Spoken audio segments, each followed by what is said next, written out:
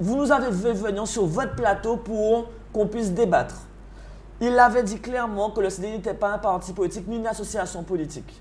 On s'est retrouvés, ok d'accord, il a dit ce qu'il a dit. À présent, on voit qu'en tant que parti politique, il vient parler sur le podium de la région avec les autres partis politiques. Donc, le CDI est bien un parti politique. Nous voyons aussi, et c'est là que je suis vraiment chagriné au plus profond, il y a un fait qui s'est passé, un fait divers qui m'a réellement choqué. L'équipe de Jean-Philippe Courtois et un membre de son équipe a commencé à envoyer des mails à Élodie Davilé pour qu'elle soit suppléante au cantonal aux Abîmes pour un membre du Parti socialiste. Élodie Davilé n'a pas répondu. Cette même personne est revenue nuitamment devant la porte d'Élodie Davilé pour lui reformuler la proposition. Jean-Philippe Courtois l'a rappelé encore et le directeur de campagne de cette personne du Parti socialiste a rappelé encore Élodie Davilé. Et comme ils n'ont pas pu avoir Élodie Davilé, ils ont essayé d'avoir Maïté Carrière, 4e de la liste pour Guadeloupe-en-Noailles. Donc, moi, ce que je viens de poser comme question à Jean-Philippe Courtois et son équipe, s'ils travaillent pour le Parti socialiste, qu'ils nous le disent. Alors justement, c'est ça vous me tendez une perche. Est-ce un tort de pouvoir créer son parti ou de créer une association politique? Quelle est la différence? Alors, juste, quelle est la différence entre votre positionnement aujourd'hui en tant qu'élu au conseil régional et Jean-Philippe Courtois qui mène une politique au sein d'une association que vous qualifiez d'association politique? Ben, c'est pas que je qualifie, elle est association politique dans les textes et sinon il ne serait pas passé à la tribune du conseil régional lors du congrès. Et c'est bien écrit, si vous regardez France Antilles, il y a bien écrit les partis politiques et vous avez les différents partis politiques qui parlent. Donc, ça porte bien son nom. Donc, il n'y a plus d'ambiguïté. Donc, qu'est-ce que ça alors, change?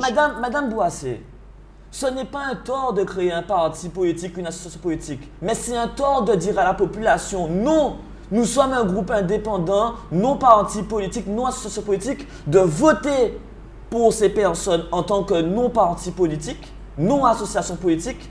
Donc en gros, on a, du moins cette petite partie, a faussé le débat et a menti. À présent, il veut créer un parti politique, c'est tant mieux. Est-ce que c'est parce qu'un vote égale 1 euro quand on est un parti politique? Je suis contre. C'est pour ça que Élodie Davilé et moi-même et le reste des personnes qui ne veulent pas faire partie de leur association politique ou parti politique, on a refusé de rentrer. Parce que depuis qu'on est parti politique, l'argent nous revient, l'excédent de la campagne. Pourquoi on a dû donner à la Ligue contre le cancer? C'est parce que, en tant que non-parti politique, l'argent qu'on gagne revient à une association caritative.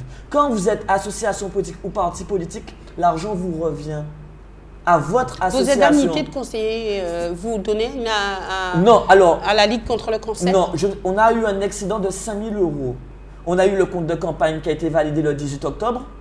Vous avez, si vous êtes un parti politique, par exemple, Victorin Lurel qui a fait, je ne sais pas, 60 000 euros, il a 60 000 euros qui lui revient. Il faut atteindre quand même un pourcentage, il faut oui, dire, les 5%, il faut passer les 5%. Les 5%. Oui. Nous, on a passé les 5%, on a eu 10 000 voix, on n'a pas eu 10 000 euros. Les 10 000 euros sont restés. Et l'excédent est revenu à une association caritative qui est contre le cancer.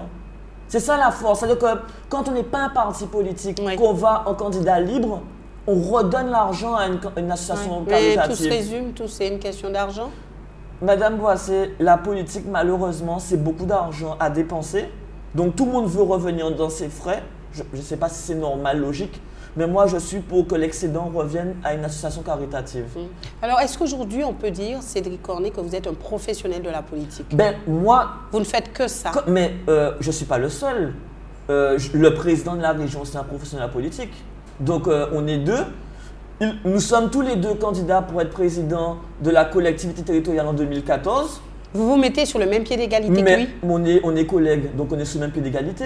La différence, c'est juste que ses collègues ont voté majoritairement pour lui pour être président. La différence, c'est qu'il a plus d'expérience que vous? Oui, mais il atteint bientôt la retraite. De toute manière, il prend sa retraite au mois d'août. Il n'est plus à la retraite à 60 ans. Donc, Donc normalement, Il a 60 ans, Victor au Noël. mois d'août, il aura 60 ans. Donc c'est bientôt la retraite. Donc il s'est battu avec Nicolas Sarkozy et l'UMP pour avoir la retraite à 60 ans. Donc je l'encourage à montrer l'exemple et à être le firmament. Maintenant, il y a 2 ans de plus, vous savez. Ah oui, mais il était vraiment pour 60 ans. Donc montrer l'exemple. Moi je suis pour ça. Il parle d'exemplarité, qu'il est pour ça. 60 ans au mois d'août, qu'il montre l'exemple, il prend sa retraite Ouais, et mais il laisse bon, la place aux jeunes. oui, mais pas quand on est élu, hein, ça Ben, s'applique pas. Mais je quand comprends. on est Mais élu. Madame Boissé, Au moins, normalement, quand on peut se dire à 60 ans, on est libre, on a plus de temps justement Non, pour travailler pour la Madame population. Boissé, on a des milliers de chômeurs en Guadeloupe.